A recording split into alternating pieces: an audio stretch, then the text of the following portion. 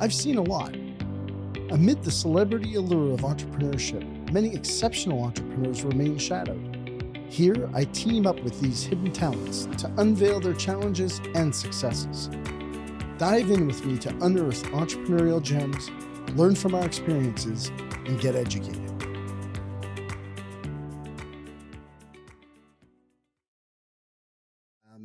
Carrie Kish, welcome to the show. I am so honored to have you here.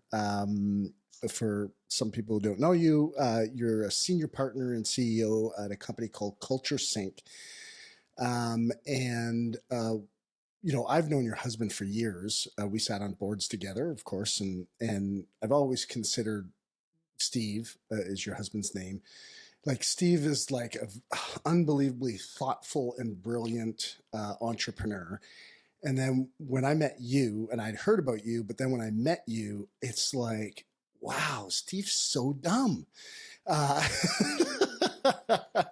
compared to his wife. And it's so, you've got a master's degree of organizational psychology from and change leadership from Columbia University. I think you're a graduate of UCLA, sorry. Institute, you're a faculty at Getty Leadership Institute. You're also faculty at American College of Physician Leaders. Like your list of education and credentials is endless. You've worked with companies like Microsoft, Coca-Cola, Zappos, I think Virgin, so the San Antonio Spurs for all of our sports fans, the World Bank, things, these are big clients, but, your specialty really is master coach in with senior executives, high impact leaders, and teams in crisis or managing massive change. Is that kind of like, is there anything that I've missed along the way that you'd like to share with the audience in regards to, the powerhouse you are? It's always humbling to have your credentials read back to you. I think you got it. The thing I think of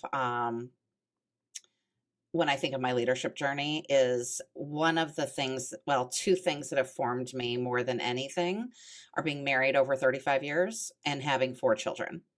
That has been a huge part of my leadership journey, in addition to all of the credentials I have for sure. You know what? I love that you said that, unrehearsed, by the way, to the audience. But as most of our, listeners know, one of the things that I always try to talk about to people is like, business is a really just a series of relationships that are ongoing, just like your marriage, your intimate relationship, just like your family relationships with kids or relatives or whatever, whether it's the church or whether it's your social community or whatever you're doing. Business is just a reflection of the same things that we're doing in our everyday lives. There may be shifts in identities and how we actually manage those kinds of things, but the similarities are unbelievable. So thank you for sharing that. But I guess since you brought that up, I'm curious, what would be like in the intimate relationship with your husband, being married for 30 plus years, and with the four children, where do the similarities, begin and end? And if you don't mind starting there. With like leadership and business. Yeah. Yeah. Yeah. Um, well, I think, like you said, that business is really just a series of relationships, and maintaining and managing and nurturing and really committing to those relationships is one of the things that makes a difference. If you just show up at your job every day or in your business every day and you don't have that level of commitment, you will get the same results as if you show up in your marriage without a level of commitment. And so showing up with a level of commitment. And I love this metaphor. I know you're a Tony Robbins guy. Steve and I did one of the relationship mastery courses. It was in Fiji. And this, one of the ropes courses we did is the high V. I don't know if you're familiar with it or if your listeners aren't. The high V is two telephone poles, 60-foot telephone poles that are spread out here with tight ropes on them going to one pole. And Okay. so you both climb up the one pole together, and then you lean into each other and go out on the tight ropes, leaning into each other until you fall. And of course, you're harnessed, right? Sure. Um, but the metaphor there is something we teach in coaching. We call it 100%, 100%.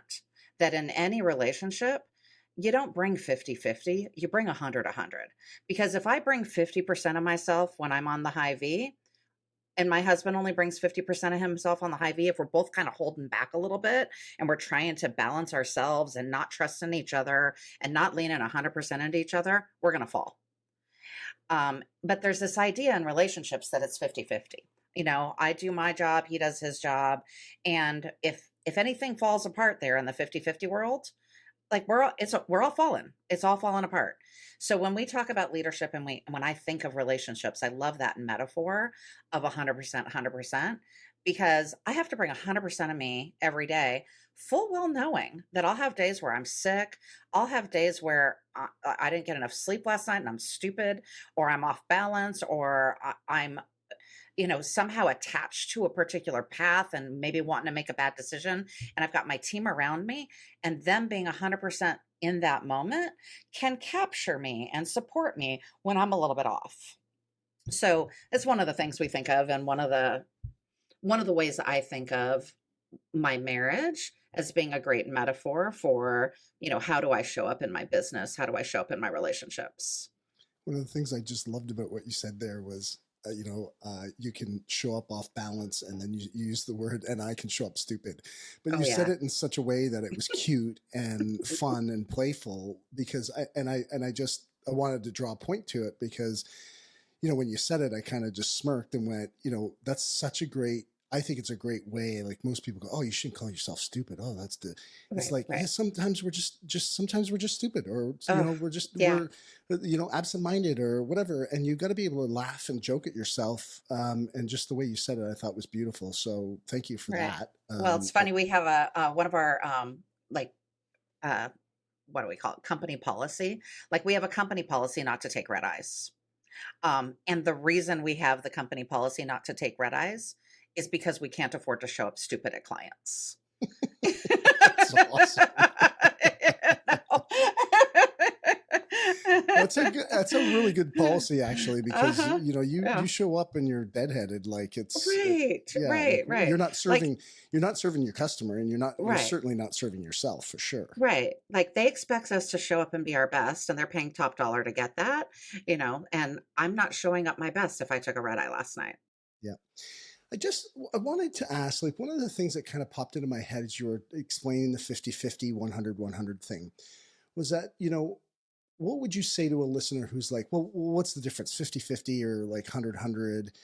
Like, what's your response to that? Because I was kind of thinking, like, as you were explaining that, I thought, somebody might be just kind of thinking, well, isn't it just the same thing?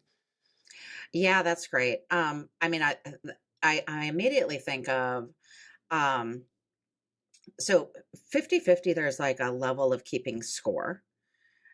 There's I do my part and you do yours. And it's a tit for a tat, it's horse trading. I'm keeping score. And I will give equal efforts to what you give, but not more. And 100%, 100% is I'm not keeping score. And I'm going to give my best in this moment, whatever my best in this moment is. Sometimes my best in this moment's not great for whatever reasons. Like when my dad passed away, my best was not great. Like I needed Steve to really take care of me.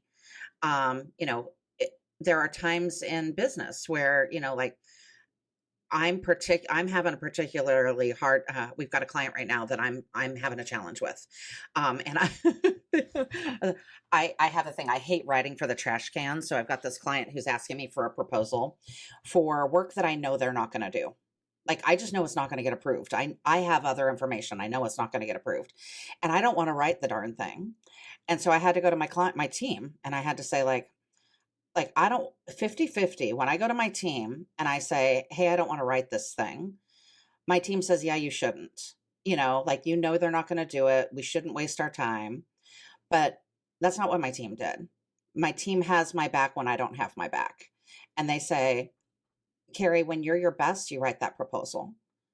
It's on them to figure out whether or not they're going to do it. If you're not responsible for their decisions, their choices, their politics, you're responsible for you and us putting our best foot forward. And by the way, I can see that you're super busy right now. And so somebody else on my team stepped up and said, "I'll write that proposal for you. I'm going to do this for you because I have the bandwidth to do it and you don't." That's 100%, 100% is, like, and I didn't have the wherewithal or the groundedness or the centeredness or the even the moment of reflection to realize I needed to ask for help. I didn't have that in me in that moment. But my team had me. And so they were able to say, "Hey, I can see that you're maxed out right now. I can see you're looking for a break. You're looking for a way to alleviate the pressure. And the way you're trying to alleviate the pressure is to do something that's not your best. And we're not going to let you do that right now. So we're going to step in and help you be your best." Well, so that was a great description of the scorekeeping piece. When you said it, I went, oh man, it's so true. People come into wherever the relationship is. This is like, I think you used the intimate relationship with Steve as the metaphor there, but it's really, it could be the one person in work. It could be your partner in business. It could be the service versus sales departments, right? Oh, Where because that's absolutely. always I mean, Hmm. that's always I keep on telling them. Actually, we had an exec team meeting yesterday, and they're like, "Yeah, I know you always say, there's this battle between service and the sales department, and you'll never ever get around it." And I just don't. I believe you won't get it. You always have to be aware of it. You can not always have a battle, but it is always going to be there. And if you look at those relationships as 50-50 and you're keeping score, um, and the phrase you make, "I'll give what you give," you mean, when you said that, it's like you couldn't have said any better words, where it's like, "Well, I'll give what you give." Oh, okay. Well, if somebody shows up because of some outside environmental thing, family, whatever, personal, you know, which happens at work, and you show up at 25 and you're like, "Well, she's just not in it," and you're not going to go around and tell everybody your problems. You set yourself up for failure. It's beautiful. And I was, the question that I had though was, that awareness of not having it all in that example that you gave with that proposal. It's like, I mean, I love the thought that you kind of put out there. Hey, being aware of those kinds of things. I love the fact that your team had your back, but I also, it kind of dawned on me. It's like, over your experience, how have you been able to build that awareness up and also not beat yourself up for not being able to show up in certain situations or circumstances all the time, and that pressure to do it? I mean, I think there's a lot to unpack there. I mean, I think of I'm we'll say a recovering perfectionist. So I love Brene Brown's work, and I don't recommend Brene's Brown work for all of my clients. I think that her work, The Pursuit, what is it? The Gifts of Imperfection is one. Dare to Lead, um, Braving the Wilderness. These are these are things that I recommend to clients who maybe are struggling to find their voice, who are struggling with perfection, who are really needing to take up more space, really needing to understand their humanity, understand and embrace their humanity, right? And really, honestly, that's so much of the work I do in executive coaching. One is the the first thing I thought when you asked me the question was developing strategic self awareness, is what we call it. Like, that's the primary one of the most important things we do in coaching, is helping our clients individually and teams collectively discover and embrace strategic self-awareness. So how can you know yourself better? And how can you know your colleagues, the people you work with, and your customer, your client, your other stakeholders? How do you know them better so that you can embrace not just your humanity, but theirs?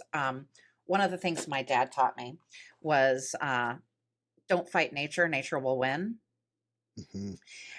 And how I apply that to coaching and like myself and my clients is like we all have a nature, and we need to be able to embrace our nature instead of fighting with our nature. Like there are days that, like I am not like I'm good at a lot of things. I'm not good at everything. And that's true of all of us. But the assumption that I have to, and I think this is, when we're younger in our career, we think we have to be good at everything. We can't show chinks in our armor. We can't show any vulnerability. But as we get more mature in our career, we establish our expertise. We develop our reputation. People start knowing us for certain things. At that point, I think that people feel a little more comfortable showing their vulnerabilities.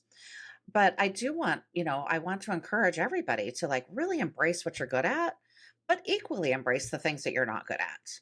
And it should, I also don't want it to be like I tell my clients, your personality is not a life sentence, right? Your personality is your preferences.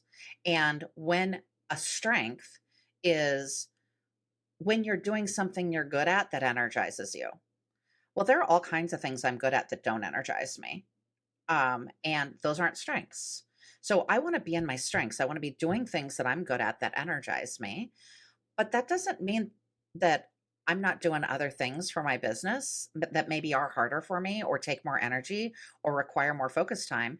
But because I've learned that about myself, I learn what are the conditions I need to set up so that I can do those kinds of work. That means like I can't do that kind of work. Budgeting comes to mind for me. So I have a degree in chemistry. I'm very good at math. I have a degree in organizational psychology. In those two degrees, you are not required to take one business course and you are not required to take one accounting course. No calculator required. Well, no, I needed a scientific calculator, right? Right. But like I can calculate the area under a curve, right? But I cannot, for the life of me, create a budget out of nothing. But if you give me a budget, I can read it. And if you give me a budget template, I can fill it out, right? But which like you get people built around you. So like when it comes time to do budgeting for my organization, I'm still going to do it. But what I know is I need focus time. I need uninterrupted a time where I'm not trying to like pop into a client meeting and then work on the budget and then pop into another client meeting. That will never work. Like I need to devote myself for 4 hours or, a half a day or a full day in order to do that exercise without distraction. And then I need somebody to check my work. Right. You need to set the conditions.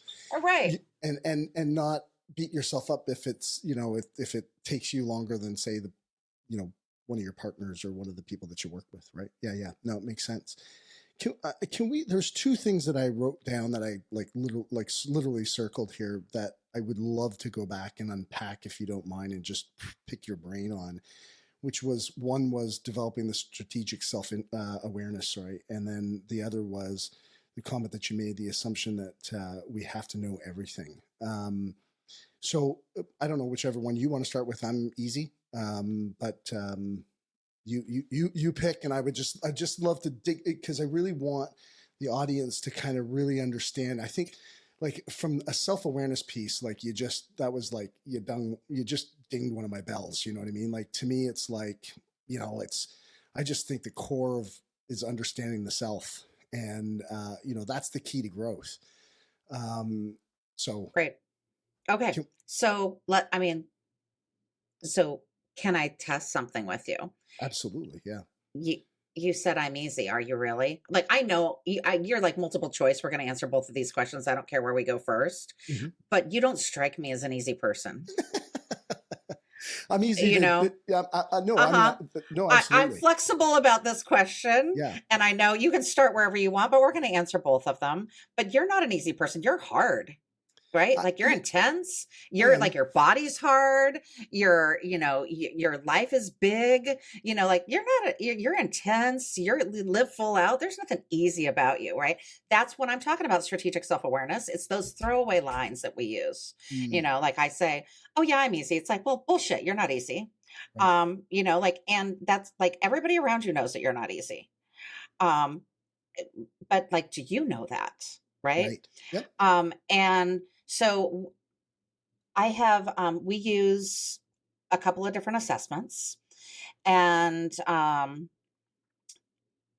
I'll tell you the two that both are, scientifically validated, have been around for over 30 years, developed by scientists and mathematicians. Like they've got all the bells and whistles behind them. So we use the Hogan. Hmm. And what the Hogan allows, they're both self-reported instruments. So you take the 35 to 45-minute self-assessment, you fill out the answers, bing, bing, bing, and you get a report. And I can even show you. I have a couple on my desk here. Let's see what I've got. While you're reaching for those, I have a Uh-huh. question about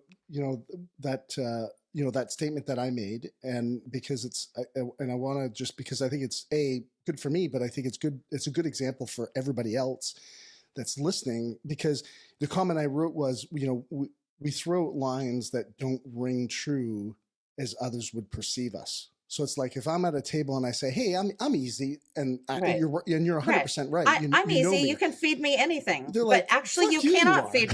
Right. Right. You can't actually feed me anything. I'm very, very particular about Yeah, what you feed me. yeah. Right. Like, I'm a kind person. I'm going to guess that most of your listeners think of themselves as kind. Right. Like well, maybe they don't, but like I'm a kind person. I'm generous. I'm real. I'm authentic. I'm smart. uh, I'm not easy. There is nothing easy about me. And if you want to know the answer to that, like if you want to test that, you can ask my husband, you can ask my sons, you can ask my team. Yeah. Nobody would tell you I'm easy. Like I'm a very intense person. My husband says all the time, like, damn, you're particular. What I say right back is, and I chose you.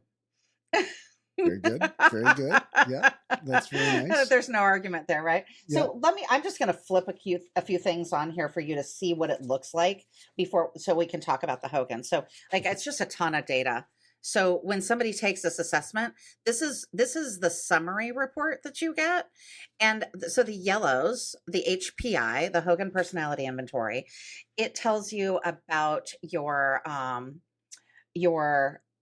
strengths that you use under quote unquote daily normal circumstances. This is when you're on your best behavior, when you're, um, we call it self monitoring, when you're thinking, when you're, putting your public persona on a podcast, right?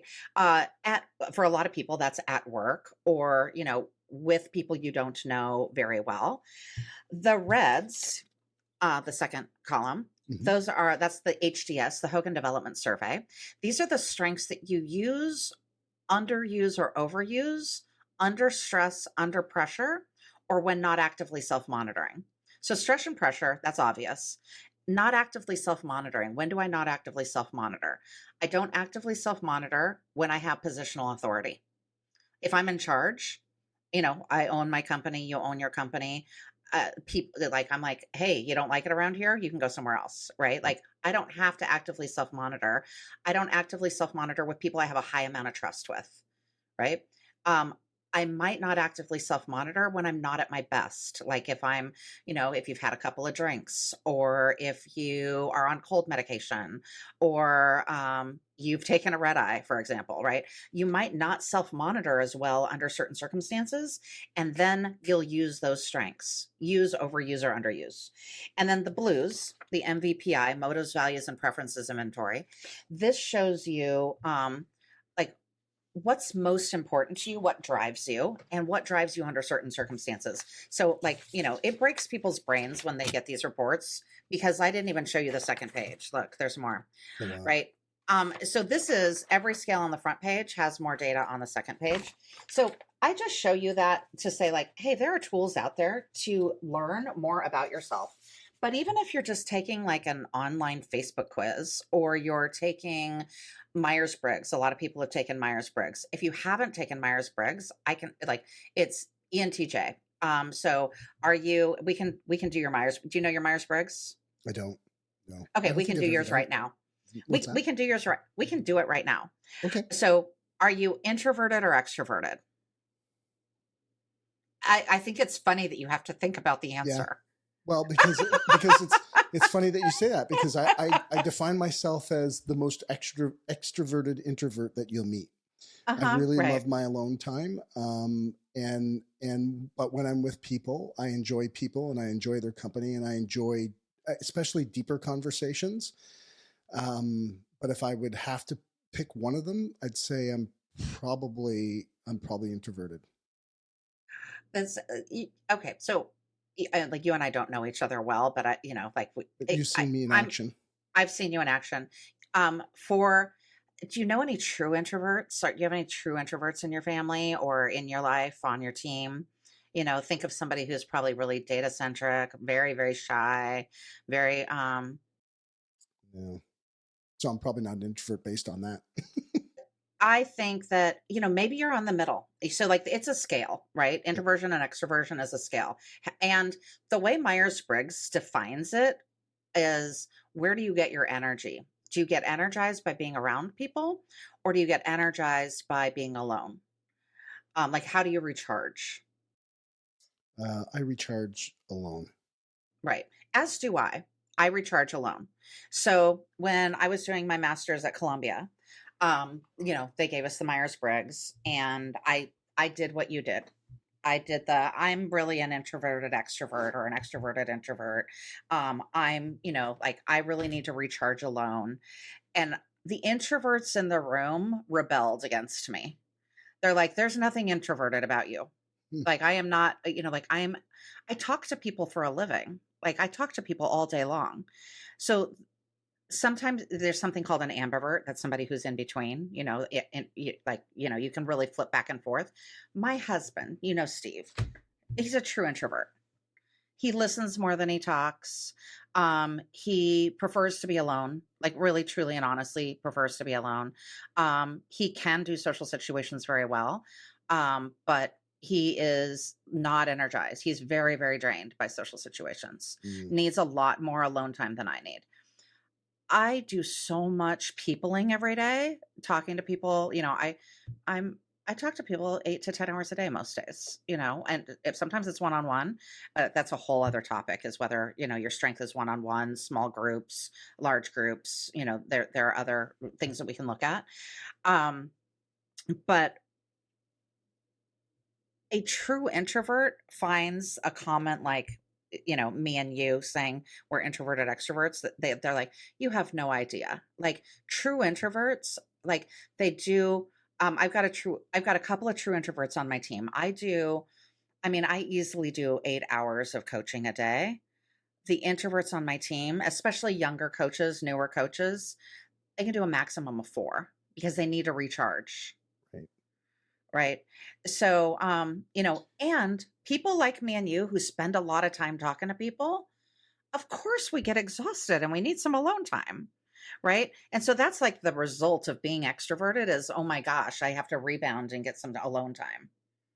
Right. I love this conversation. I want to say this is like, I love that, you're pressuring, it's not pressure, but it's, you're calling me out on Testing. it because Right. it's good for me, but it's also really good for the listener because that's Right. why I'm asking the questions. Right. And it's like, Right. there's Well, a you should lot of ask your people. listeners. Right. Well, so they're going to learn by, so this is a great conversation, by the way. So Right. thank But you you. should ask your listener. Well, first you should ask your wife if you think if she thinks you're an introvert or an extrovert, she'll know better than you. 100%. Yeah. And then you should ask your listeners whether they think you're introverted or extroverted. Right. Like the people around us, sometimes that's one of the things I love about the Hogan is the Hogan was developed. The way they developed the tool was they gave the assessment to a whole bunch of people and then they did 360s. And for your listeners who don't know, a 360 is where a coach like myself goes in and interviews, or you send an instrument. You send a form, a link, and people fill it out. But you interview people around a leader, and then you get feedback about who they are and what, how they're known, so that you can see into your blind spot. Um, it's a tricky tool, and I have a lot of opinions about it and how they're done. We only do custom 360s. We don't use instruments Right. because there can be a lot of damage done. And so we can mitigate the damage by doing custom 360s the way we do them. But the way they did the Hogan was they gave the assessment to, 500 leaders, and it was like 497 or something. And then they did 360s, and then they correlated all the data. And they said leaders who answer like this are seen like this. So if you answer like this, these are your blind spots. If you answer like this is how other people see you. This might be what other people think of you. So you can get some reputational feedback from a self-answered test, which is really cool. So, so instruments are a great way to develop strategic self-awareness. Coaching is a great way to develop strategic self-awareness. Having conversations like this with other people, right? Like whether it's, with your in your intimate relationship, with your best friend, with a therapist, with your coach or your executive coach, with your colleagues. One of the studies that we like, there was a study, I think it came out of McKinsey, and it was just about retention, like what will help you, like why do people stay at their jobs? And they stay at their jobs for two reasons. One, they stay if they like their manager, the person, their boss, whoever they report to. If they like that person, they're more likely to stay in their job and they're more likely to be successful. If they don't like that person, or that person's, they don't have a good relationship with that person, they're more likely to leave or fail. The other reason they'll stay in their job is if they have a best friend at work. And so like if you have a best friend at work, ask that person. That person can help you figure out how other people see you, because the nature of a blind spot is you can't see it. You can't see in your own blind spot. So one of the things that is really interesting and helpful in the Hogan is like, I can show my client, because they filled this out.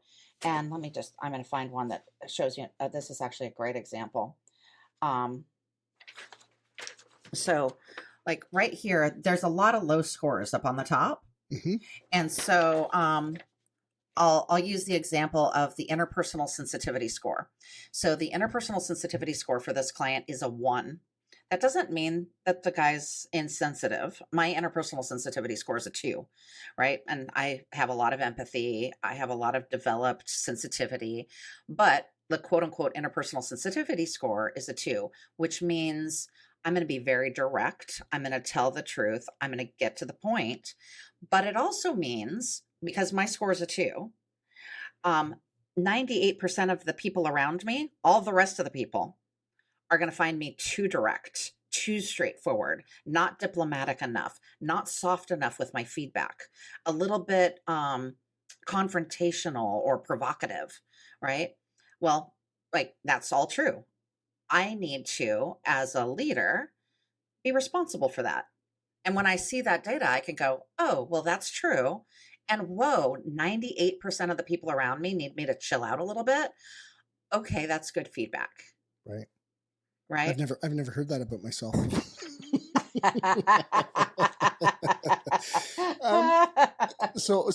I got 3 things so far, and I just want to make sure I'm keeping pace with the conversation. But so on the whole piece of building self-awareness, instruments, which is Hogan, Myers-Briggs, that kind of stuff. Yep. The other one we like is called the Enneagram. Enneagram? Enneagram. Enneagram. Enneagram. What would be the cost? Like, and the reason why I'm going to get to this, I'll circle back with it. But so Myers-Briggs, Hogan, what do you charge? Where would people like? They can find it on the internet, obviously. But I mean, you can find these things on the internet. They range. Myers-Briggs, you can do like pretty cheap online. I think you can just find one and take it for like, I don't know, $15. Like like Oh, something yeah. like that. But I think that that's pretty cheap. the strength Yeah. is in getting somebody to facilitate it, is it not? Right. Yeah. Sure. Sure. I mean, like, of course. But like we want to be as accessible as possible. Let's like offer people all the options. The Enneagram, there's something called the Rizzo Hudson, RISO hyphen Hudson, HUDSON. The Rizzo Hudson, you can take the Rizzo Hudson online for $8. Well, it used to be $8. Maybe it's 12 now. Like it's very cheap. You can take it online. The instruments we use are much more expensive. They run in the, oh, I've got my, I, Thumbs up. I, I forgot that I can do all kinds of fun things. There we go. Uh, um, we use the integrative Enneagram, and you can get that through us for a couple $100. You can get, I mean, like you can get it directly from integrative for, I think it's a 199 or one, around there. To get a coach then to debrief it with you, it depends on where you're going. We typically sell a package, like we don't do a lot of, most of our business is uh, B2B. We don't do a lot of B2C. So like we are not packaged up to do a lot of selling direct sales to consumers. We sell to teams and companies and organizations. And so like I sell these things in packages of, 20 or 12 or 100 or that sort of thing over with a year-long coaching program and things like that. But the smallest package we might sell, and what I'd recommend to a person is, hey, if you're going to do something like this and you want to do a little bit of coaching around it, like an instrument with 3 coaching sessions is not a bad way to go. Right? Like do something and then get a couple of coaching sessions. A lot of therapists can do, especially a therapist is often set up to do an Enneagram. Probably not a Hogan. A Hogan's much more of a professional tool. And again, the Hogan's going to run 150 to 500, depending on who you get it from and what sort of package debrief they have.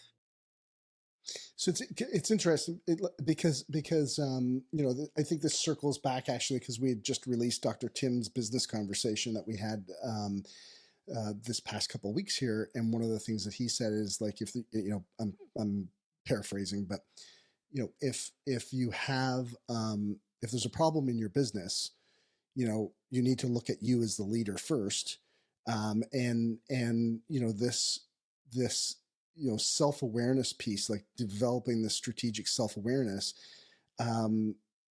is a critical piece, to understanding how you lead. And so now there's just, everybody's got a different budget. Everybody's in a different place in their business.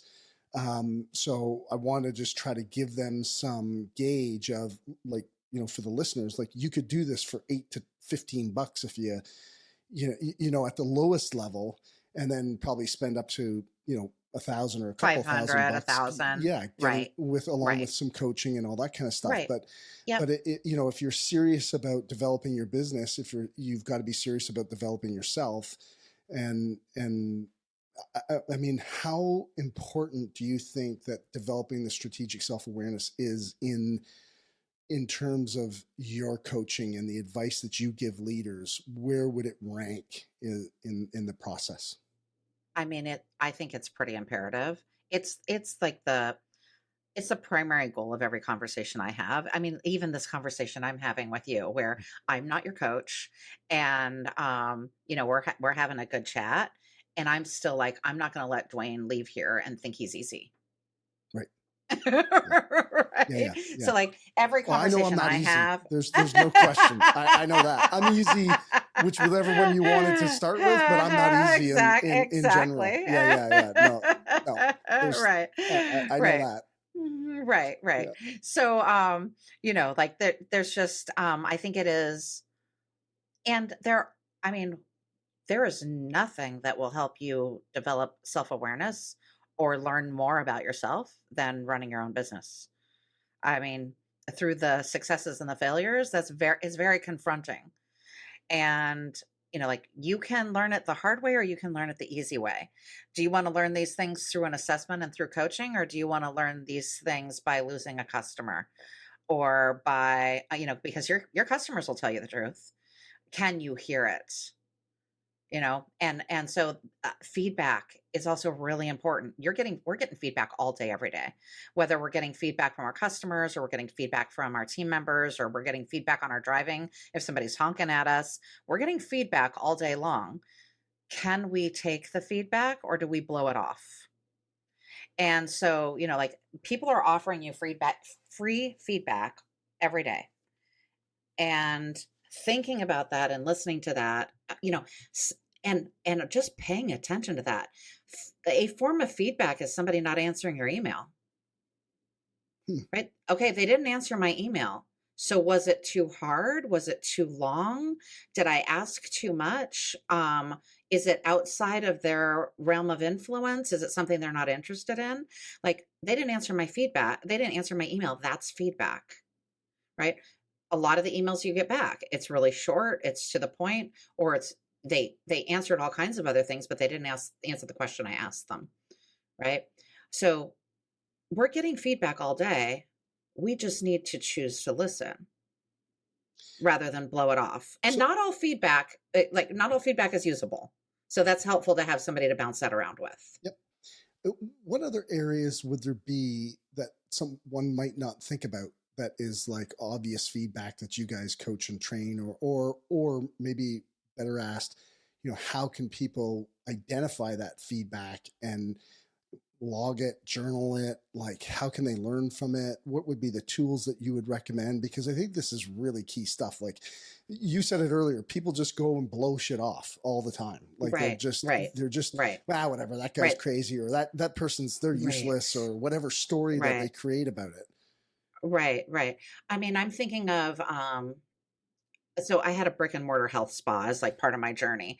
And the best feedback I'd get was from my customers. And it like the things that changed my business and grew my business the most was customers I lost.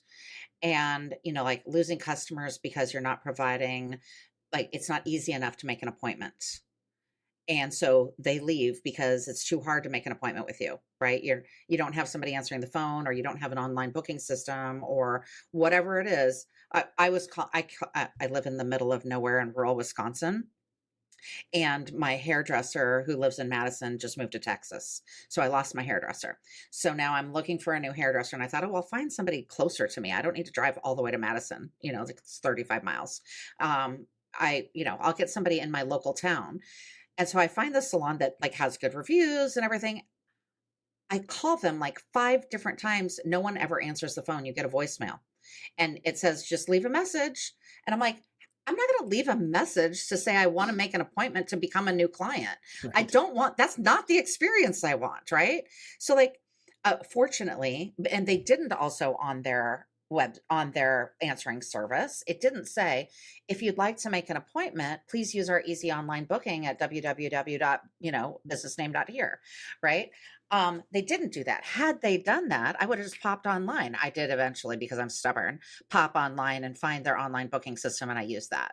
So that was fine. But like, that was commitment on my part as a customer, that like I really wanted to try them out, because I like the look of their salon. I've been in there for other reasons. I like they're the vibe I'm looking for. I like to support my local businesses. So I was really committed to doing business with them.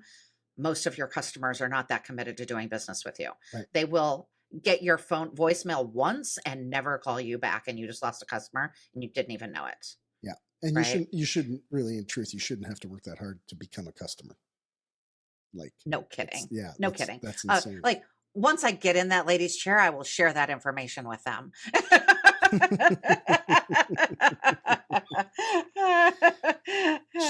So what other areas would you say, like the three that I had was instruments, coaching, conversations with coworkers, clients. What other areas would you say would be like really important to develop that self-awareness? Well, I mean, we just talked about feedback, Hmm. right? That you're getting feedback, whether it's obvious or not, you're getting feedback all day long. Pay attention to the feedback. Now, there are times when feedback says more about the person giving it than it does about the person receiving it. So I can think about I'm formerly from Los Angeles, driving down the freeway, minding my own business. Somebody else is late and in a big hurry, and they're driving down the freeway like a maniac with their hair on fire, honking at everybody, cutting in and out of lanes. That's not about me. That's about they didn't plan their life right and they're in a big ass hurry. And that's not feedback that I need to take on. I just need to stay in my lane and stay out of their way. Right. But I'm driving down the freeway in LA, um, talking on the phone, l- you know, t- trying to solve a problem at business, not paying attention. And I do a lane change without looking real well and I get honked at. Oh, yeah, that's on me. I need to pay attention to that. Right. Right. Right. So I need to figure out, like, I have to interrogate the feedback. I need to think, like, but don't automatically blow it off. It's so easy to blow it off and just to say, like, oh my gosh, what a jerk. That guy's such a jerk, And it's like, okay, that guy's not a jerk. I'm not paying attention and I cut him off. That does not make him a jerk for honking at me. Right. So we've got to figure out, like, hey, I'm getting feedback all day long. Am I going to blow it off or am I going to be open to it? Mhm. And like, you don't have to take it all on, but you should try it all on. Right? Mm. We say feedback should be like for the ladies, feedback should be like a sweater, right? Like or for the guys, it's like a dress shirt. You try it on. If it doesn't fit, take it off. But most of the time there's a 2% truth there. There's a 2% truth, there's a 5% truth, there's a 10% truth. I am always looking for what that is. Right? Like my goal, I've got my oldest son. Have you met Nathan? I don't know if you've met I Nathan. haven't. Oh, yeah. So my oldest son, he's 32. The joke we have about Nathan is his teachers, one of his, I think it was like his third grade teacher said, oh my gosh, like he's such a pleasure. He's like, he's so voracious to learn. And I think my mom was around when, she was saying this and she's like, oh yeah, he's one of those kids. He would learn if you locked him in a closet. Like if you stuffed him in a dark closet and shut the door, that child would learn something. Like we all want to be like that. Like if we find ourselves in a dark closet, we shouldn't just sit there and cry or try and kick the door down. We should figure out, like, how did I get here? you Yep. know? Yep. you know? What is going on in my life that this is what's going on in my life? Be an Right? active learner. Yeah. No, it's Yeah. Right. I Right. love that earlier quote. And I'm going to repeat it because I thought it was really powerful. Is you don't have to take it all on, but you should try it on. I mean, that's a really, really good because you can't take everything on. So there's like a self health thing there too. But yeah, you're right. You should try it on. You should be, it's the old saying, you can't see the frame of the picture you're in, but you need to be aware of it.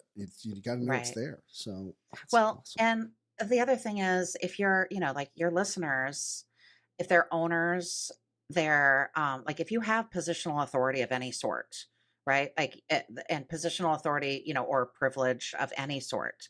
If you're the most dominant person in the room because you own the company, or because you're the manager, or because you're20 years the there. matriarch Yeah. or the patriarch in your family or whatever it is.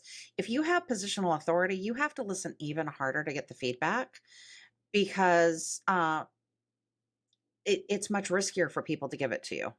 So true. Which is why we work with CEOs, we work with high impact leaders, we work with physicians, we work with people who are, we call them peerless, right? Like they don't have people who will tell them the truth without the risk of getting fired. And if you happen to be one of those people, my God, get a coach or a mentor or join a board or something, because you need somebody who's not going to get fired to tell you the truth, right? Somebody who doesn't have skin in your game or a horse in your race is, like you need that. That's a great, so yeah. And most people just exhaust their best friends and their wives and husbands, you know. Well, And those people still have a horse in your race. yeah, they do. They do. They don't want to make you Mhm. feel bad. They want to support you. Right. It's like a Right. self-help group, and Right. that's not gonna help you grow. Right. Right. Hmm. Right. Okay, those are awesome. Um, if you're listening to this, these are some unbelievable points, and I'm going to repeat them. Not to drone this on, but I think it's critical because I think self-awareness is critical. But instruments, coaching, conversations with, peers, coworkers, clients, feedback, attention. Um, and to your quote, you don't have to take it all on, but you should try it on. But be an active learner and listen harder when you're in a power position or you're peerless, as you said, because that feedback is costly for the other person, and so therefore must be meaningful if they're gonna project it, and get a coach. I love this. I love it. Thank you so much for sharing all that. I got to ask you then, when you're working with all your clients, so developing strategic self awareness is one thing. What would be the other things that you kind of focus on? I mean, because you have you were no joke. Like you have some massive clients. Like I don't, I hope people understand, how significant the coaching level that you coach at. So, and I Yeah, am thank you. unbelievably appreciative of you being on this podcast and taking the time because you're Thanks, Dwayne. yeah, you are a baller. Yeah, it's my pleasure. Yeah, thanks. Thanks. Well, so the real goal of coaching is like for us, the goals that I tell my clients, like when I say, hey, listen, you all have your goals. You're going to show up and maybe you have them, maybe you don't. Maybe you just need somebody to talk to that's going to tell you, give you some straight feedback or help you brainstorm something at a more strategic level than you know, look at the external environment, whatever, like everybody has a presenting problem, but I also let them know, like, okay, you have your presenting problem, but my goal in coaching for you is your transformation. And it's your transformation from who you are to who you're becoming. We're all on this journey of self discovery and transformation. Becoming hopefully the best human we can be, the best leader we can be. So our goal is leadership development and transformation but as much as I tell my clients, listen, your personality is not a life sentence. I don't want you to look at, like I'm direct. I tell people, I shoot it straight. I tell people how it is, but that's not permission to be an asshole. Mm-hmm. Right. And I still need to be aware of my impact. And so my goal as a leader is like, okay, I'm not going to change that about myself. That's just hardwired into my personality, but I can change my behavior. I'm not going to change my personality, but I can change my behavior. I can develop new behaviors. I can develop new strategies. I can be more self aware. I can pay more attention to my impact. So, like, one of my goals is to help people. They're in communication. Oh gosh, I can't tell you how often I hear this. I didn't I had good intentions. I didn't mean to hurt anybody's feelings. I didn't mean to piss her off. Um, like I don't, like your intentions is the least important part of any conversation. The only person who cares about your intentions is you. So there's your intentions, and then there's your behavior, like what actually happened, what was said, what was done, who rolled your there, did you roll your eyes? Did you get up and walk out? Did you turn off your camera on Zoom? Like there's the behavior, there's the what was said, the what happened. And then there's the most important part, and people will interrogate, like they will rehash the behavior over and over again. Well, then they said this, and then they did that, and then I said this, and then I said that. I'm like, I could care less about any of that, right? What's most important is impact. What's the impact you're having? And that's what I want my clients to be aware of, is aware of their impact. They know their intentions. They can choose their behavior if they're paying attention. We don't always pay attention. We don't always choose our behavior. But like with a little bit of self-awareness, you can choose your behavior. Mm-hmm. Um, but what we want to pay attention to is impact. How am I making other people feel? What am I making other people do? Am I getting the results I want? Right? Like at the I go into this meeting, I have this great idea. I can't tell you how often this happens. Like I have this great idea, I roll it out to my team, I think it's brilliant, and then they all freak out. I'm like, I expected you all to say thank you. I expected you all to bend over backward and say, I'm such a great awesome, totally, radical human. Yeah, innovative And thinker, instead, and yeah.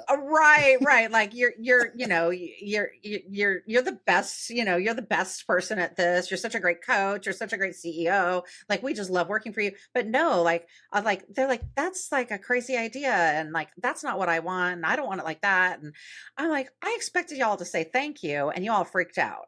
Okay, well, them freaking out is my problem, right? Like I caused them to freak out by not asking them in advance, by the way I told them that this thing, whatever it happens to be, So, like, when people are freaking out around me when I'm trying to do something that I think is great, my God, should I be paying attention to that? Is it suffice to say that could I bumper sticker that by saying their reaction is your problem? Totally. Yeah. Okay. I just Absolutely. wanted to Yeah. clarify because I didn't want to. Yeah.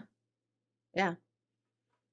Well, I would change it actually. I'd say their reaction is your responsibility. Mm, that's great. Right. Yeah. Yeah. Like I am responsible for how other people react to what I say and what I do. And if I'm not getting the reaction I want, then I need to change me, not them. Yeah. Because so often, I mean, like I'll hear things like, whether it's in my own organization or other organizations or people that I'm talking to, oops, where I'll, they'll say, ah, well, that person's stupid anyways, or they don't know Right, what they're right, right, talking about, or they don't, right. or yeah, you can't rely Hmm. on him anyways, or her, or Hmm. whatever it is. Who cares what they think? Right. Right. Yeah. Hmm. Yeah. So But I'm just gonna invalidate the feedback. right. But as a leader, what they're really doing is they're, yeah, you know, just dismissing their reaction and not realizing that reaction came as a source of what they did or did not do inside the communication That's or right. conversation. That's right. Is And that you and I okay? mean, like we're being so polite and we're being so nice. We're not talking about hard things today. But like, people will be much worse than we are. Right? Like they will say, I'm not listening to that person because of their skin color, or I'm not listening to that person because, and they don't say because she's a girl, but like, oh my gosh, one of my favorites. I didn't even catch it. So we have a big client. I coach the CHRO, the Chief Human Resources Officer, and we get assigned new clients by by them, like, hey, we've got a new manager, can we brainstorm who should coach that person from your team? And I was sharing this conversation with my team because the CHRO said to me, hey, we'd like Ken. Like, I think that Ken would be a good coach for this leader because you're too nice. And we need somebody who's going to be, really, hold his feet to the fire and hold him accountable and, um, kind of be a little bit hard with them and, kind of smack him around a little bit, right? Like we need somebody who's going to meet him and be a little bit hard with him. Yep. And like, that's what I'm known for. I'm known for being you needed somebody to come in with a whip and a chair. That's me. You need somebody to come in with a cast iron skillet, or to put your pit bull on a choke chain. That's me. Right. And so I'm like, so I come to my team and I'm bragging. I'm like, hey, they want Ken because they think I'm not hard enough, because I'm thinking like, and so the person on my team who's in charge of DEI, she says, Carrie, he's just saying he wants a boy, not a girl. I'm like, Mm, what? What?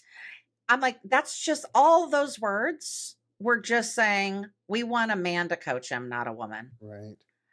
Like that's what all that was shortcut for. That was all code. That was all code, Carrie. You missed it. And I'm like, oh, How did I miss that? like I was all proud of me and proud of Ken because I was like, look, I'm soft, I'm a marshmallow, and Ken's like a pit bull. Yay, look at us. We're growing, we're Right. expanding our reputations. And she's like, no, Ken's a guy, you're a girl. It's the same story as ever. Right. But like these are the kinds of things that people don't say to us. They don't say, hey, I'm not going to take that feedback because you're a girl, but they might say, I'm not going to take that feedback because I got feedback from so and so and he's much harder and he tells me the truth and he gets me, and so I believe the feedback from him because I can hear that, right? Right. So, you know, we're being nice about it, Yeah. but people are not always nice about it. Right. Yeah. Yeah. And that's the struggle in the workforce, right? And that's the the more multicultural, the more exposed, the more and when I say multicultural, I don't mean just culture. I also mean orientation. Like, there's just so many things that happen that allow us to dismiss and not. But I will say, I think in the end, it really is on us. If you want to be a good leader, you've got to take it from everywhere. That's right. That's right. It's like, I mean, I think we just keep hitting home. You're getting feedback all day long. It's free. You don't have to go hire a coach. You just need to pay attention. Yeah, but I agree with that. I mean, But listen, I make a living I, coaching. I believe in coaching. right. And, I have a company full of coaches and I demand that they all have coaches. We eat our own cooking. So we're coaches who have coaches, right? So, I couldn't believe in coaching more. And I'm also telling people, like, hey, if it's not something that's accessible to you, there are other ways to get feedback. Can you explain that? You're a coaching company, and your coaches have coaches. So do you have coaches from inside your organization that are coaching each other, or how do you Um, guys do that? Out of so curiosity. Everybody on my team has a choice. So they can choose how they get their coaching. So they can choose somebody on the team to coach them, or we have a bunch of external partners that we work with for one reason or another, and they can choose one of them to work with. Or if they want a coach outside of our organization that they're like, hey, I met so and so at, a conference and I'd like to do 6 months with them, then we're like, great, we support that.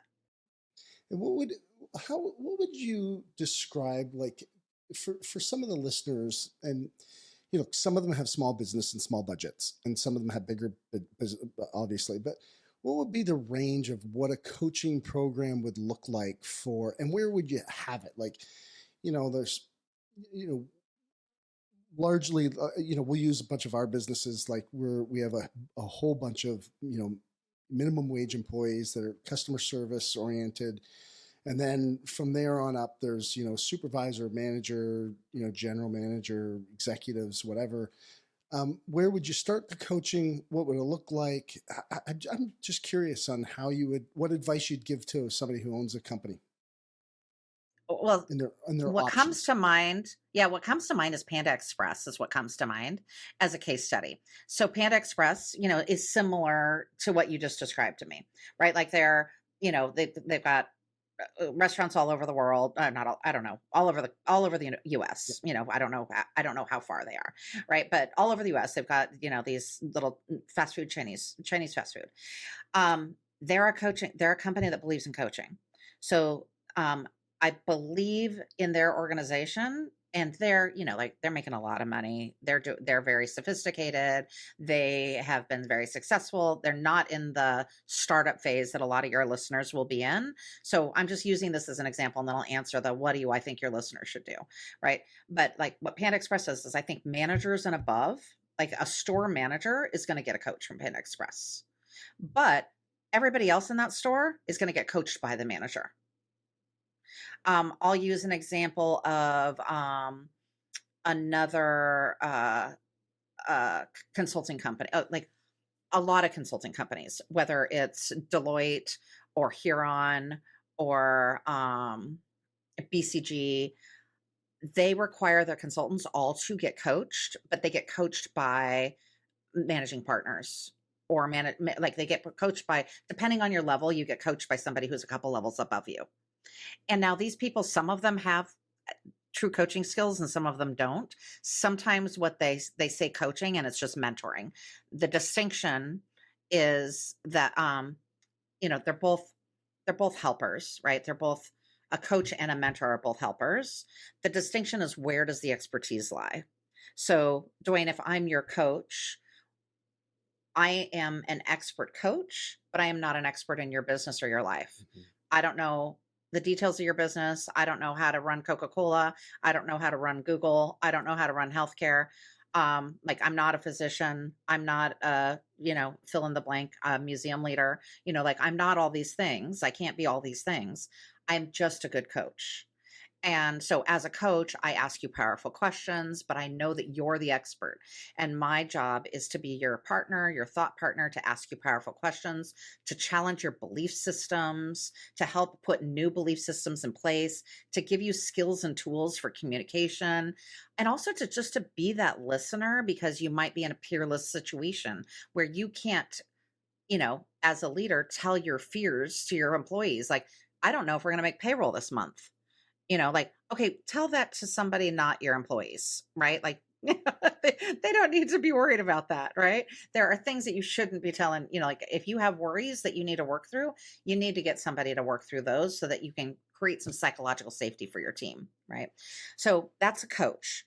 A mentor is, so if I come to you and I want you to mentor me in business, the assumption is you have experience that I want access to. I don't want you to ask me questions. I want you to tell me what to do.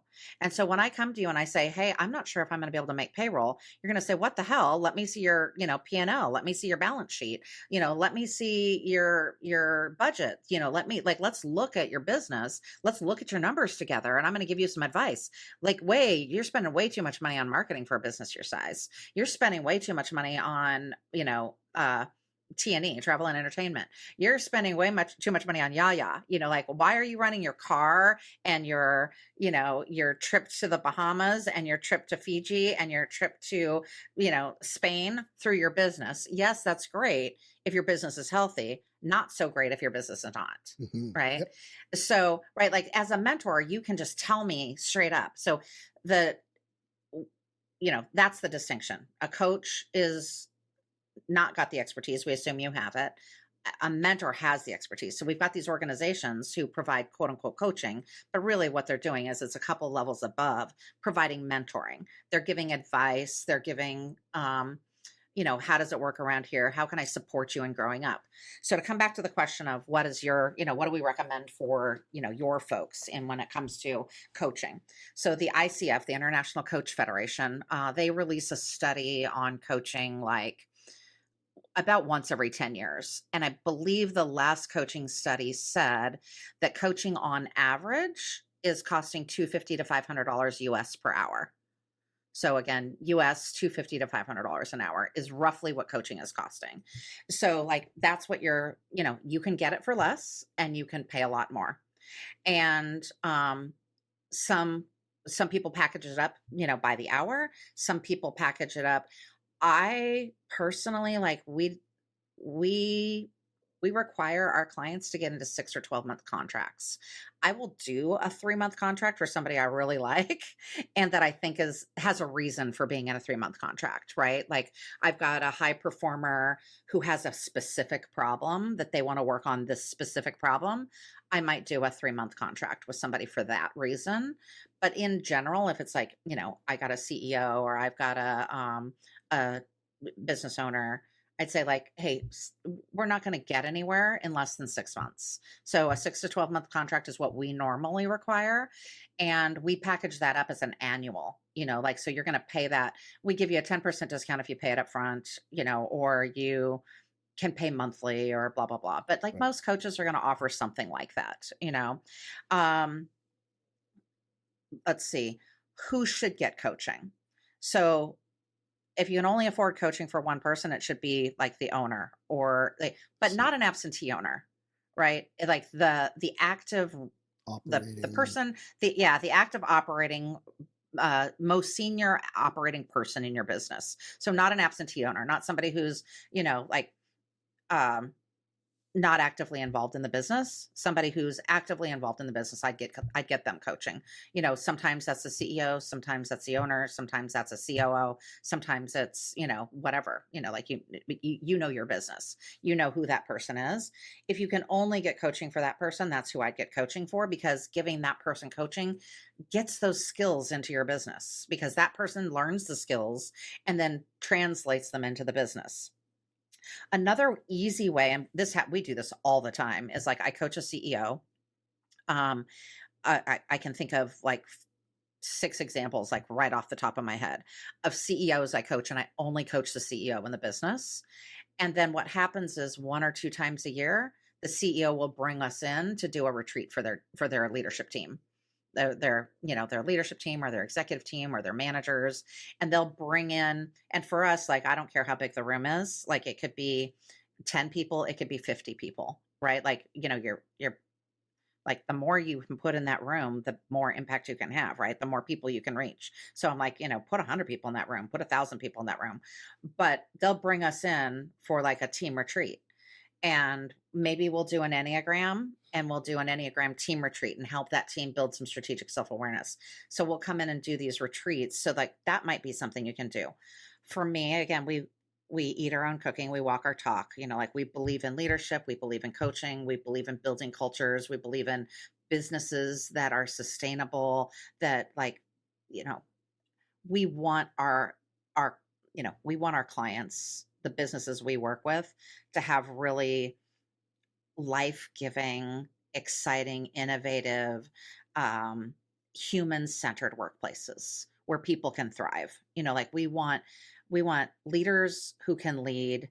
We want organizations that are human and like, the people thrive in, right? Not that we're using them up. Amazon is a great example of an organization that uses people up.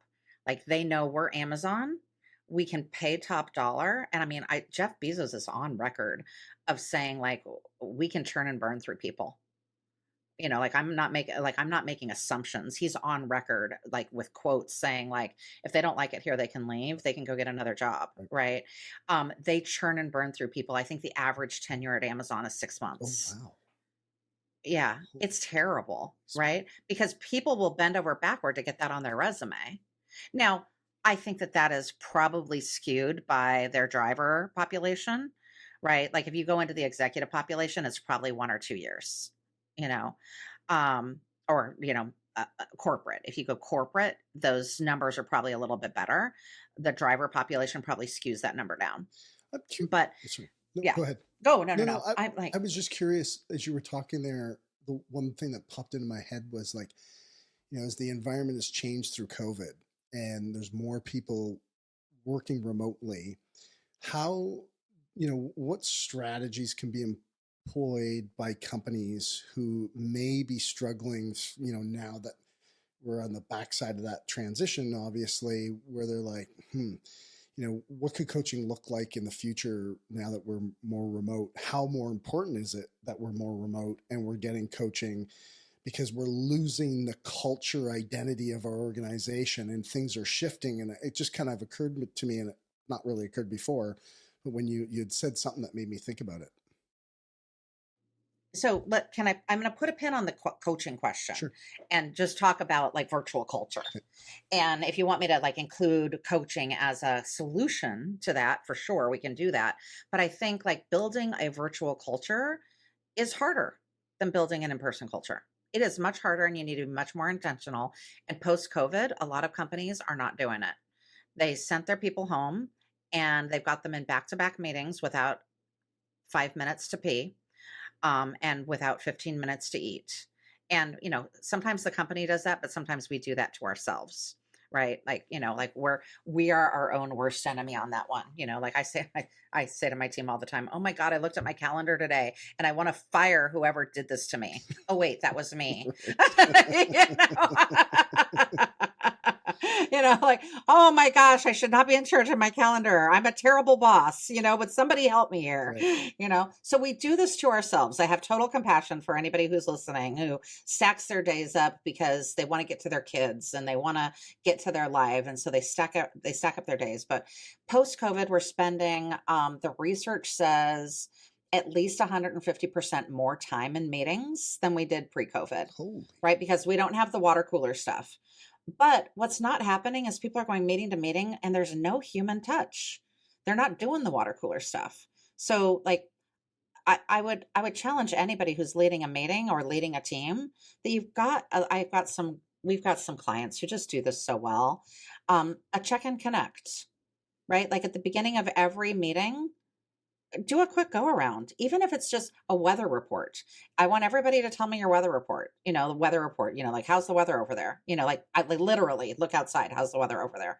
Right. Like that could be your weather report. If you've got a team that's, located in multiple different environments, you could do one of our favorites is on a scale of 1 to 10. How are you today and why?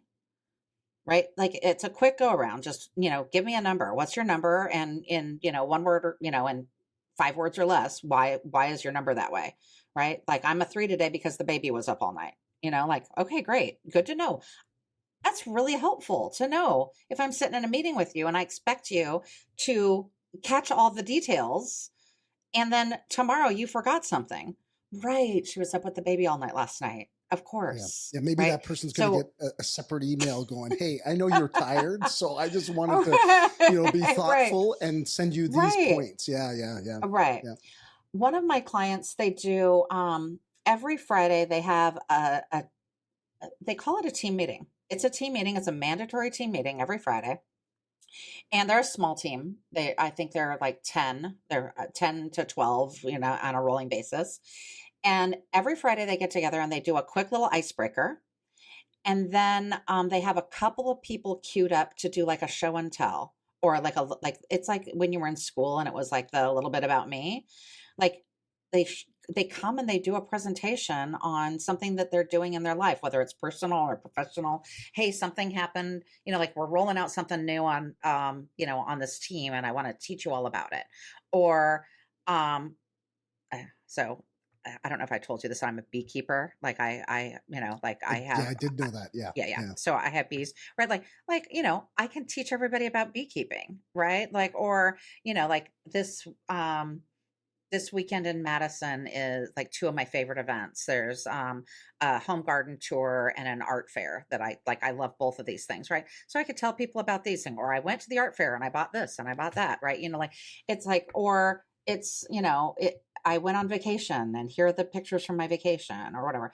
But they do this as a mandatory thing every week. They get together for an hour on Friday and do a quick little icebreaker that takes probably 20 minutes, and then they have two people who do like a 15-minute presentation with a little Q&A and a little bit of whatever, and then they're done. It's like a 45-minute meeting. It's interesting. There's a book called The Surprising Science of Meetings that has really good data and really good information in it.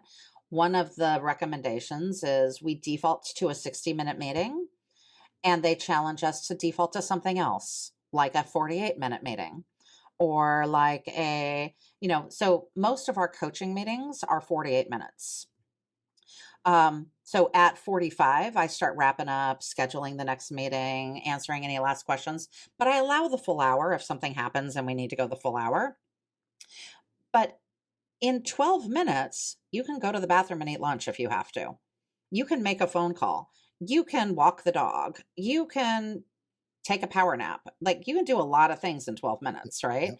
You can't do all the things in 12 minutes, but you can do something in 12 minutes. So like a 48-minute meeting can be really life-giving for a team, Yep. right? Agreed. So there are things that you can do. One of my other clients, they were, so we've been a distributed team for 20 years. So like pre-COVID, like, we're not a brick and mortar team. And so, we have really good practices. We use, so there are all kinds of tools you can use. So we use Slack. That's our favorite. Small teams do really well with Slack. Maybe a larger team might use Microsoft Teams, but like that becomes your water cooler, right? And so, like, of course we do business on there, but we also just like, I mean, I can open my Slack and tell you what's going on today. Like on our check-in, my check-in question for the team today is what's something you're avoiding and what's something you're looking forward to? And everybody responds to that? Yeah. Yeah. Everybody hops in and tells me what they're avoiding, and they're avoiding and looking forward to amazing things. I'm right? avoiding Like, and answering now, this question. so, but like seriously, like, I'm avoiding cleaning out my closet. I'm avoiding writing chapter summaries for the book I'm working on. Um, uh, I'm avoiding shopping for a surgeon for my dog. I'm looking forward to um, house sitting this weekend. I'm looking forward to this client work. I'm looking forward to um, having my bathroom done, my bathroom remodel finished. So like, like that's not, There's a lot of just that's, cool that's things that are, yeah, right. got it. Yeah, Right. it's Right. interesting. But then, open another channel and people are working Yeah. there. Like, hey, checking in on this client, checking in on this, that, and the other thing. Who's doing this? Who's doing that? Right. Assigning work, that kind of thing. But like using tools like that can be really helpful. So you, but like the relentless back to back meeting without a human touch, like just jumping from agenda to agenda is pretty draining and pretty decimating for your culture. Avoid relentless meetings over and over again. Yeah, awesome. You Mhm. back a while ago made a comment about quality questions, which I get. Um, but you also said one of your major roles is challenging belief systems of a Oh, yeah. CEO Yeah. or a leader in the organization. Do you mind just kind of exploring that a little deeper, so that, because that strikes me as, I mean, look, you said, like, I mean, I've been around Tony for years, and so I have some, I don't have all the answers to any of that stuff, but I have some strategies. Some I do well at executing, and some I do really poorly. um, but I'm curious, like, I'm really super curious about how you as a coach, challenge a leader's belief systems. um, and actually, I'd be really curious how you do it at home with your kids. And you've raised 4 kids and been married for 30 plus years, and Right. so I mean, I think we all have ingrained belief systems that, we didn't choose. Some of, like they just landed there, right? Like they were given to us by our parents, they were given us by our church, they were given us by our teachers, by television, movies. Like we have these beliefs that were, ingrained in us, and most of them we haven't interrogated. We haven't thought about, we haven't challenged. They are just an operating system running there without our permission. So as a coach, I can listen for those. And if I find, we call it a limiting belief, if I find a belief that's getting in your way, I'm just going to reflect it back to you. So I'll give you an example. I've got a client, they're a law firm in Boston. I love them. And like pre-COVID, they have 3 offices and they were full-time in an office. And that's how they worked. Now post-COVID, because they have to, because in order to keep employees, you have to do some hybrid work. Otherwise, people won't work for you. mhm. And so they allow people to work 2 days from home, sometimes 3 days from home, but they have to come into the office 2 to 3 days a week. And depending on your situation and your level in the organization and blah, blah, blah, and whatever circumstances you have, you're going to be coming into the office 2 to 3 days a week. The owner, founder, CEO truly believes that when people are working from home, they are fucking off. He believes if I can't see them, they're not Right. working. It's not because he has evidence that they're not working. He just believes if I can't see them, they're not working. And he's always looking for proof. He's always looking for evidence that people aren't working. So he's like, I didn't get any emails from so and so today, so I'm going to go and email her and find out. Like he just emails them, "Hey, are you working today?"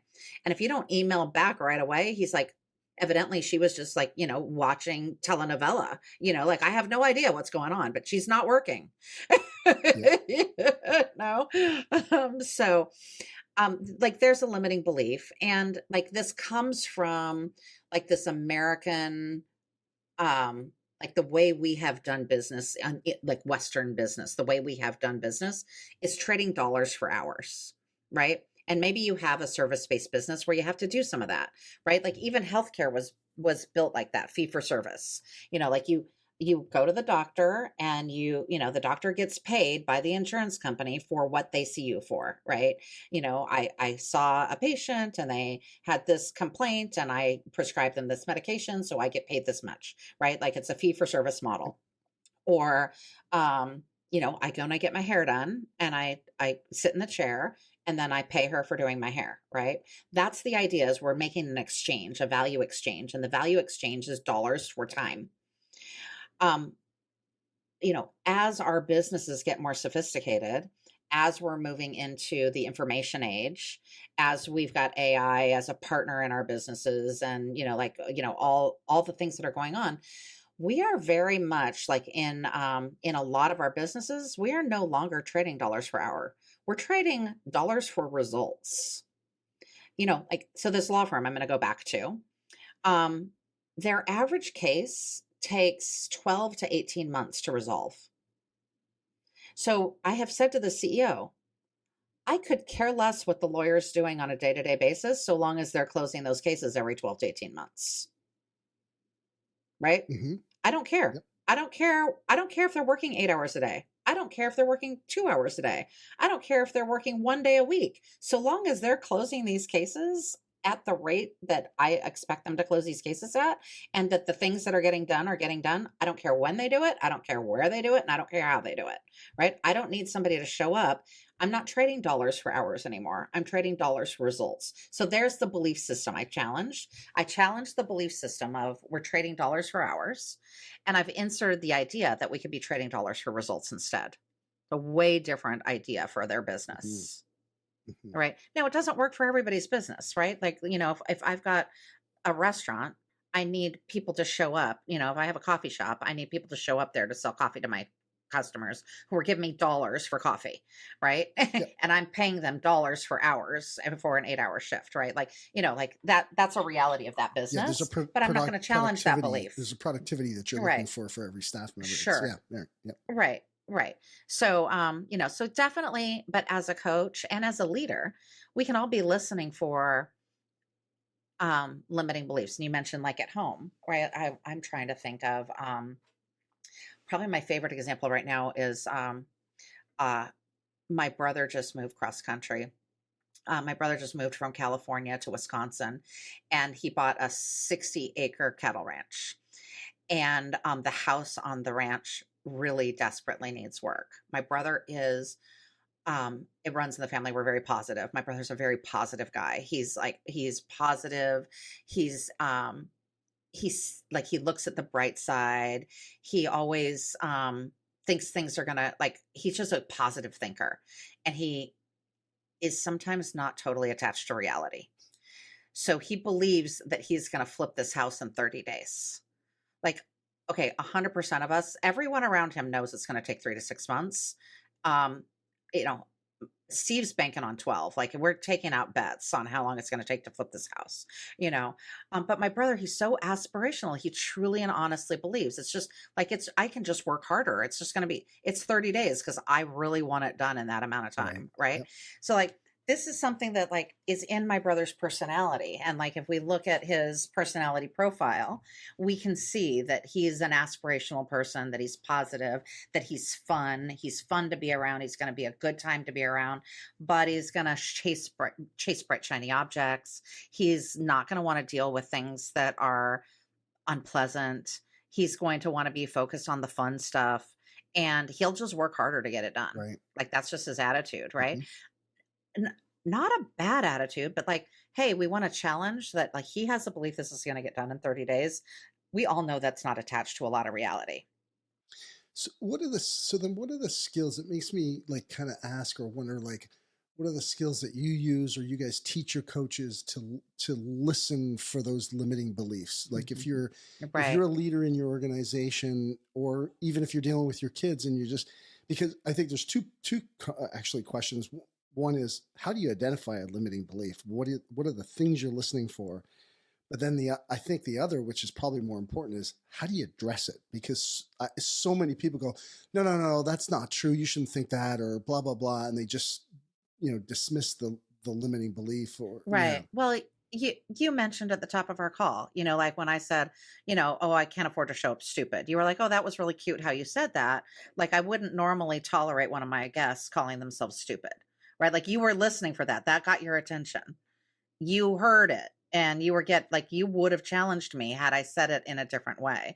If I didn't say it in a way that showed some self-awareness and some self-love, like I don't think I'm stupid. Yeah. I know I'm bright. I know I know I've got a lot of skills. I know I've got a lot of talents.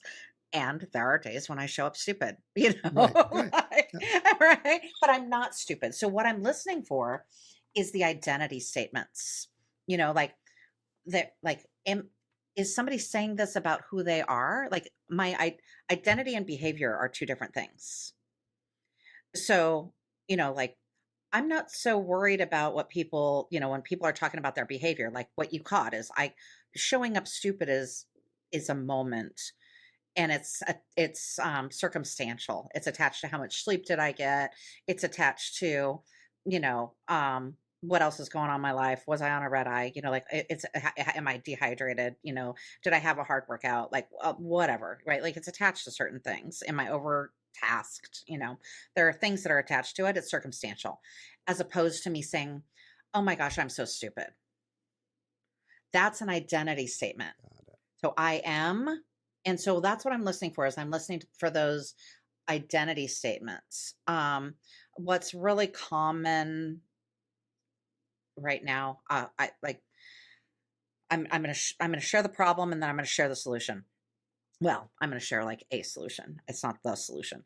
So there's a lot of people are really identifying with anxiety as like a total um like a very limiting part of their belief system and a very limiting part of their experience. Like they've named it and they carry it around like an infant that they're nurturing. Oh, that's my anxiety, and I like it when I hear that, I get worried about it. Like we all have anxiety. And there are people who have anxiety disorders. You should definitely be seeing a therapist if you have an anxiety disorder or you suspect you have one. A coach is not trained to help you with that. A therapist or a psychiatrist is trained to help you with that. So, go seek some support. But there's this mainstream idea of, if I feel nervous, then I have an anxiety disorder. Or if have social anxiety, or if I'm stressed out or I'm tense about hard things, like that makes me feel worried, then I can name that anxiety. And now I'm attached to this thing.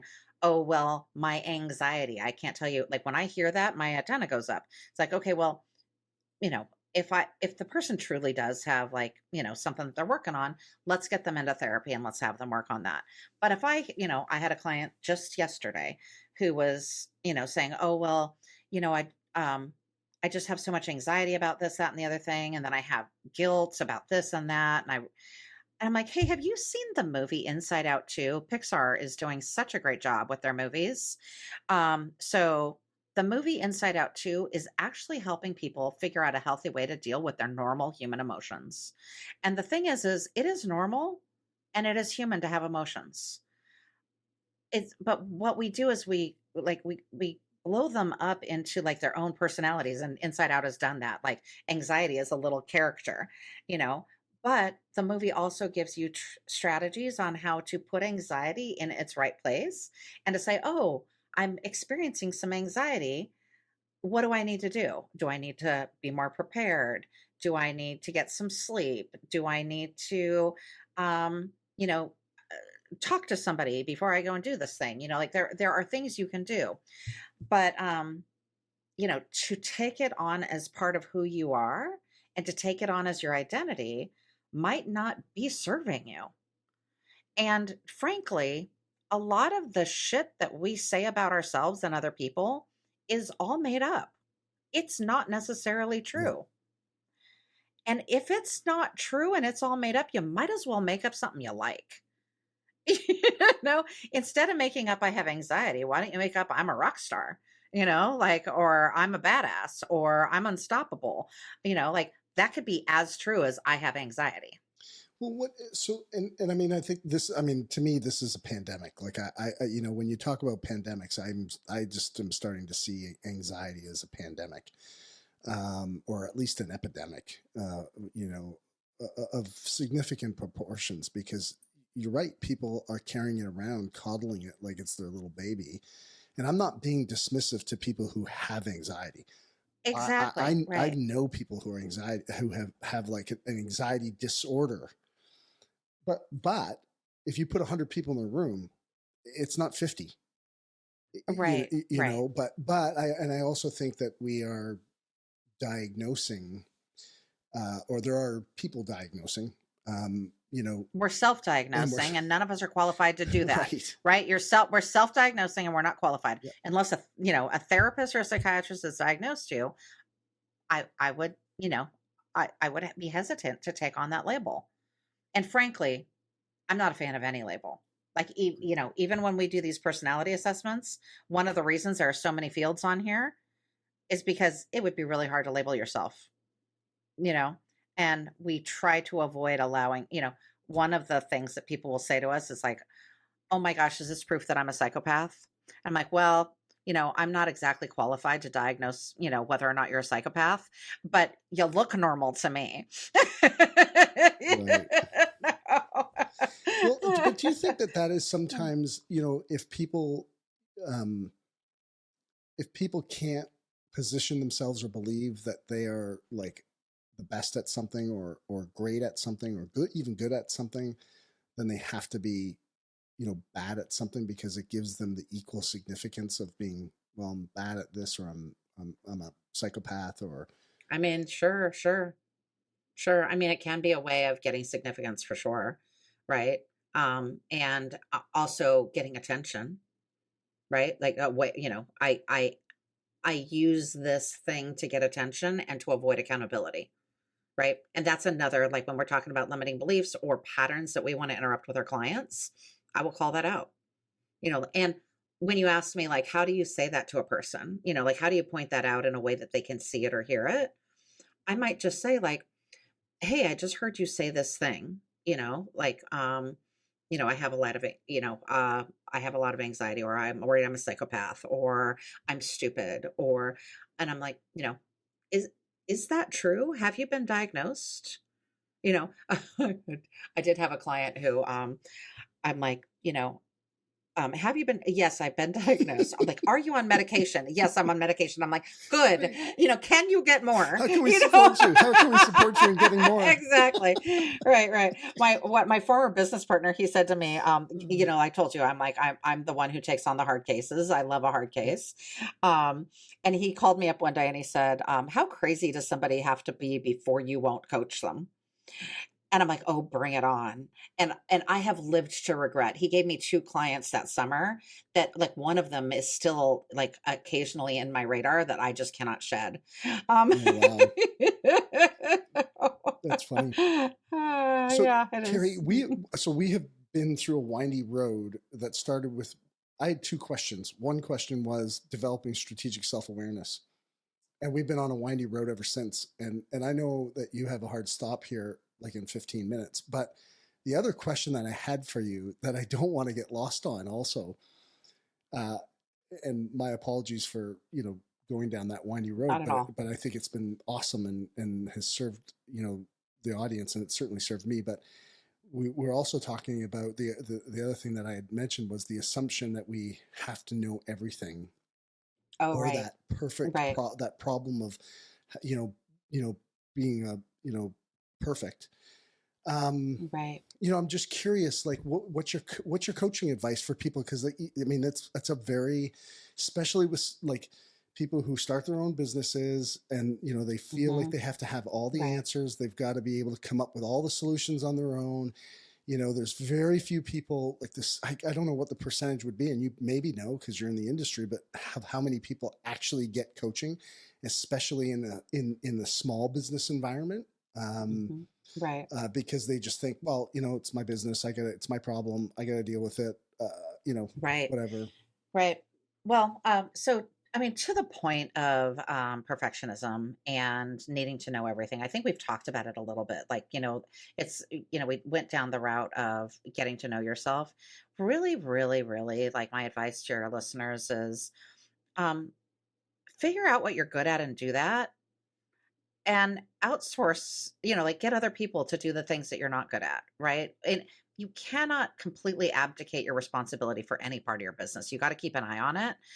But, like if you're not good at marketing, there are all kinds of people out there who will help you with your marketing. If you're not good at, but like, don't overspend. That's the thing that happens is we think, I don't know this thing. And so I'm going to trust the internet or I'm going to trust the experts to tell me that I need $100,000 worth of marketing. And, if you're not Coca-Cola, you probably don't. Right. It depends on how big your reach is or what your business is, but like figure out what your budget is and then invest wisely. When you're talking about coaching or any other kind of investment, whether it's coaching or outsourcing or learning something by, taking a course, I think of, there's a great book that you probably know it, The Psychology of Money. When you think about money, like people mostly think of spending and saving. And especially in our business, right? We think of, I'm either spending it or saving it. But we also want to think about investing. And I think of this as with time as well. Am I spending, saving, or investing my money and my time? And so I would recommend that the best and most important thing any business owner or leader can do is make wise investments of time and money. And like it's way better than spending or saving. So when you're thinking about what are the best investments I'm making, am I, of my time, of my money, really be strategic about those investments. Coaching is a great investment of both your time and your money, but that doesn't have to be the only way you do it, right? Like you could invest in a course, you could invest in, um, some MBAs, depending on your, depending on where you are, what your level of business is.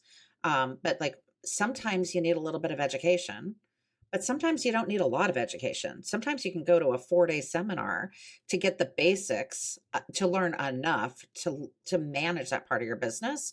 But like I said, I've never taken an accounting course, but I can read my P&L. I can read my balance sheet. I can create my budget. Like my business is financially healthier than it's ever been and gets better every year. Like that's something I'm incredibly proud of. And I don't know anything about accounting. Right. Right. But, so those are things that as business owners, we want to invest our time and our money really wisely. And if we're just spending, like you don't get that money back. You don't get back money. You don't get back the money and time you spend, but you do get back money and time you invest, and you get it back with dividends. So think about what are the wisest investments you can make in your business.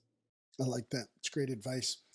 I, as you were saying that, it was, a question popped into my head, which was, what did, what advice or what are the top questions that you ask or get your coaching clients to ask themselves um, to start the journey and identify, what direction they should go or where the problems are in their business or where their problems are in themselves and their leadership?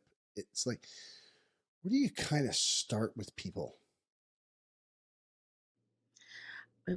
When I mean, like, probably the question I ask on a regular basis that stumps people more often than not, and that really causes people to think deeply. Like, my favorite question to ask a person is, what do you want? Right. And, like that sounds like such a simple question. Yeah, it seems basic. It sounds like stupid, right? It sounds like, come on, Carrie, you can give me something more than that. What do I want? I know what I want. I want $1 million. I want my business to be successful. I want this. I want that. It's like, no, no, no, no. What do you really want? Right? Because nobody really wants $1 million. $1 million does nothing for you. What is the million What do you dollars want? going to give you? Exactly. Why do you want $1 million? Like what do you really want? Like I want to provide for my family. I want to take amazing vacations. I want to have a great relationship. Like really define the things that you want and figure out why. Like what is it that I want and why? And why do I want that thing? Like we call it the 3 whys, the 6 whys, or Simon Sinek's start with why, like really figure out what do you want and why. That is something that probably stumps my clients more than anything. When we're talking about like, oh my gosh, so many things, most of my coaching conversations come down to like some sort of conflict. And it's not normally people showing up and saying like, hey, I had a problem with this process. Can you help me fix it? Most of the time people are showing up and saying, "Oh my gosh, this person is irritating the hell out of me.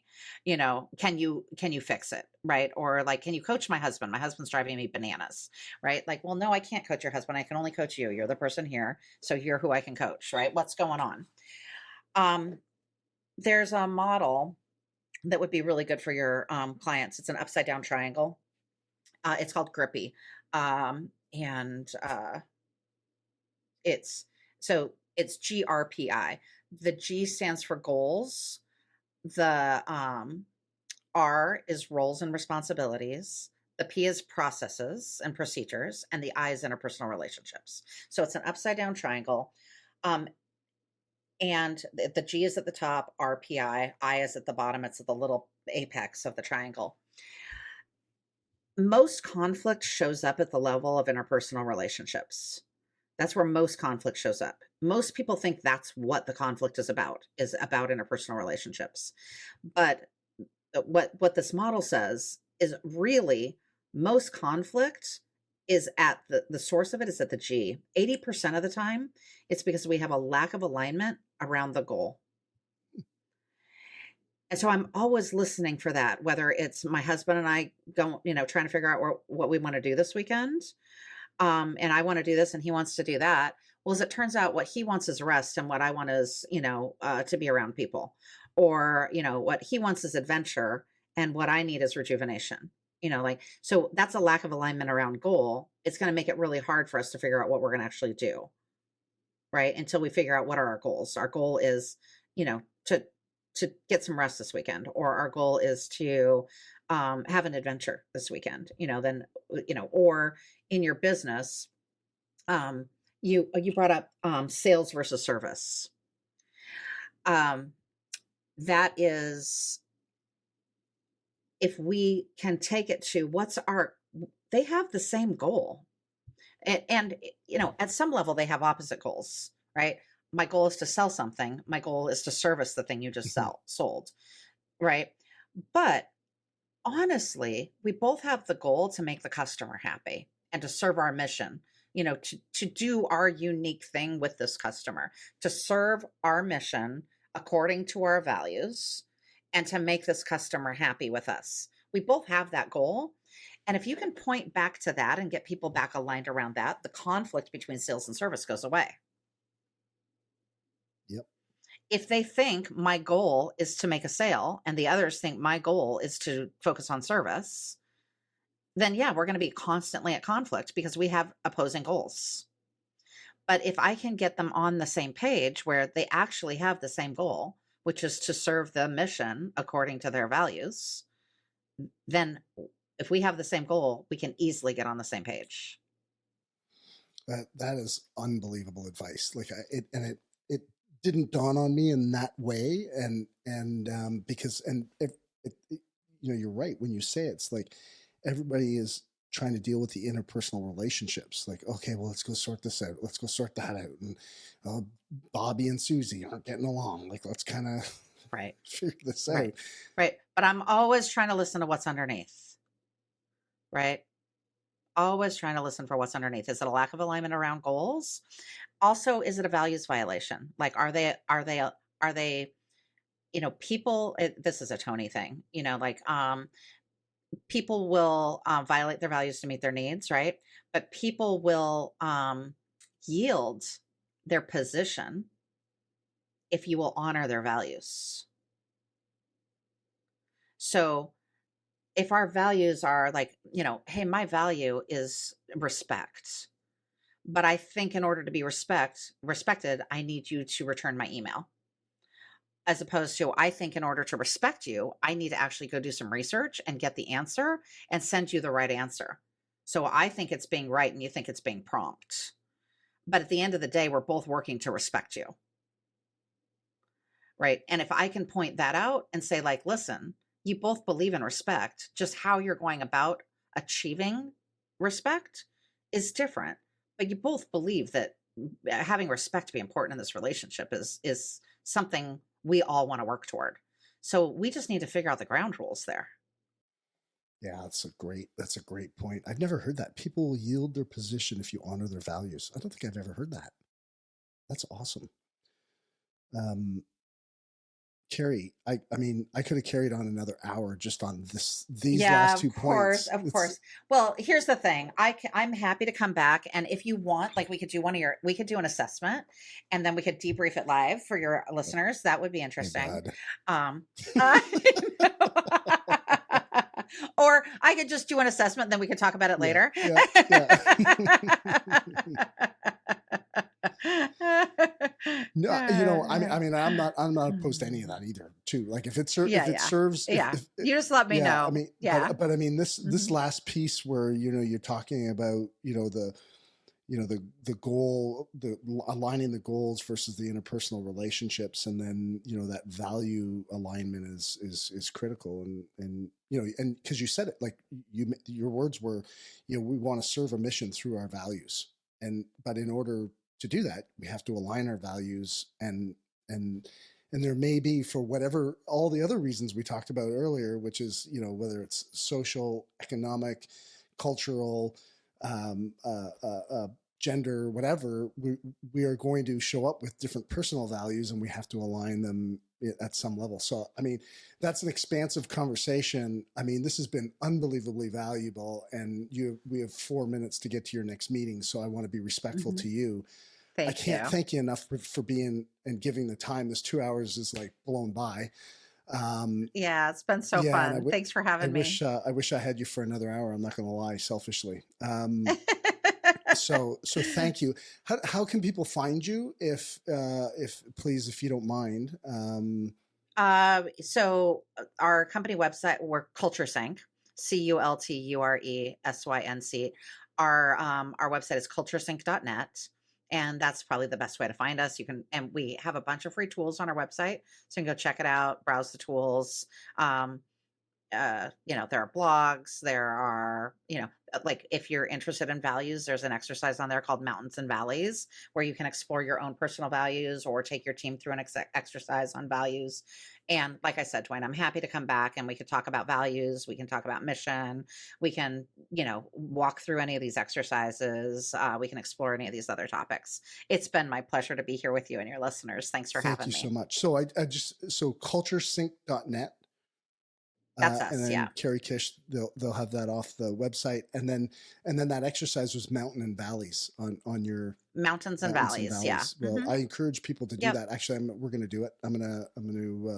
You know, go by leading first, and we'll check that out. And again, Carrie, thank you so much. I feel like we just skimmed the surface, so Yeah, we may have to get you absolutely. back on this one.